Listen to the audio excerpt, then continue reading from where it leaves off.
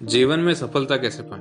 कुछ करने की, कुछ पाने की, कुछ सीखने की ललक ही हमें सफलता की ओर ले जाती है। यदि मन में चाहत नहीं होती है तो कुछ करने की, पाने की इच्छा भी नहीं होती है। अपना जीवन तभी सजीव और सुंदर दिखता है जब मन में कुछ करने का जोश और जुनून होता है। यदि ऐसा नहीं हो तो सिर्फ जिंदगी काटी जाती है, जिंदगी जी नहीं जाती। कहते हैं ना, जिंदगी लाइक आइसक्रीम, करो तो टेस्ट है वरना वेस्ट है।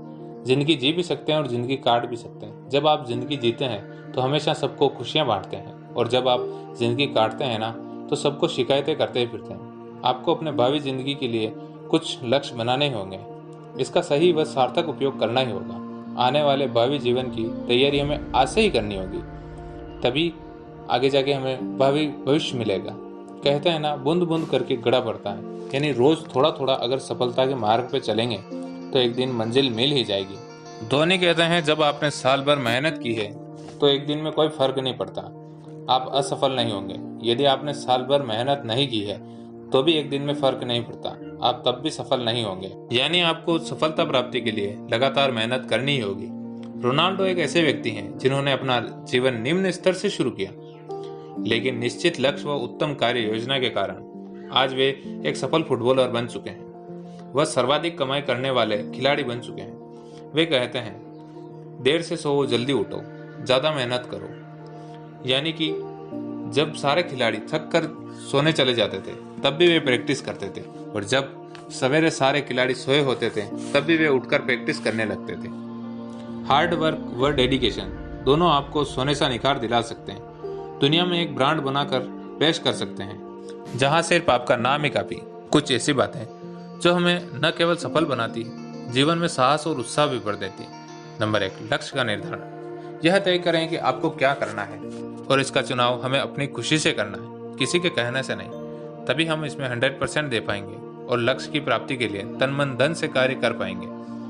लक्ष्य के रास्ते में अवरोध, बाधा और चुनौतियां तो आती ही है, लेकिन जब आपकी नजर लक्ष्य पे रहेगी तो इन सब का तोड़ आसानी से हो जाएगा। नंबर 2, नया करने व सीखने की लगन।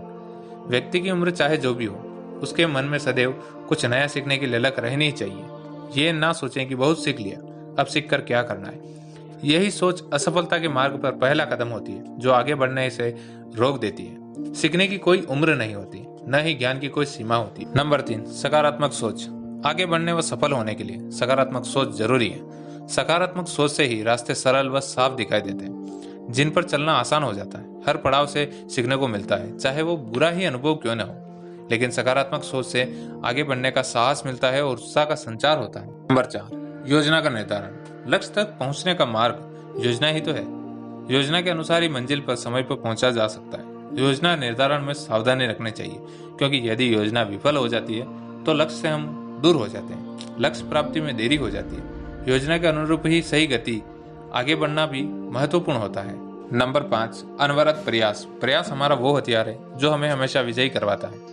कहते हैं ना, कोशिश करने वाले की हार नहीं होती। इस बार सफल नहीं हुए तो अगली बार पुनः योजना बदल कर कार्य करें, सफलता निश्चित मिलेगी। नंबर 6, आलोचना का सामना करें। जब आप भीड़ से हटकर कुछ अलग काम करने की कोशिश करेंगे तो आपकी आलोचना होना तय है, क्योंकि लोग नहीं चाहते कि आप सफल हो जाएं और आपकी वजह से उन्हें बदलना पड़े।